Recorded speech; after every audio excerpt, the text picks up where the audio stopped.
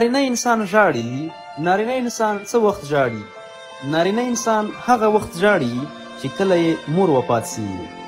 نارینه هغه وخت ژاړي چې کله یې پلار وفات سي. نارینه هغه وخت ژاړي چې کله یې اولاد ناروغ سي. نارینه هغه وخت ژاړي چې لور یې ورڅخه واده کیږي. نارینه هغه وخت ژاړي چې اولادونه یې خبره نه مني، ځان پرې لوړ ګڼي او خبرې ورسره اوږدوي. نارینه د قهر، زور، ویرې او یوازیتوب په وخت کې ژاړي. نارینه هغه وخت ژاړي کله چې خپل اولادونو ته یوه ګوله ډوډۍ نشي برابرولی، د هغوی یوه کوچنۍ غوښتنه نشي پوره کولی. نارینه هغه وخت چې د خپل ټاټوبي څخه جلا سي. نارینه هغه وخت ژاړي کله چې د هغه کسانو څخه لرې سي چې دی ورسره مینه لري. نارینه ژاړي خو د شپې په تاریکیو کې، تر باران لاندې، پر بالښت باندې، مګر د نارینه اوښکې تر سترګو نه بهیږي تر څو ټول خلک یې وویني، بلکې د زړه څخه رابهیږي او پر زړه بهیږي.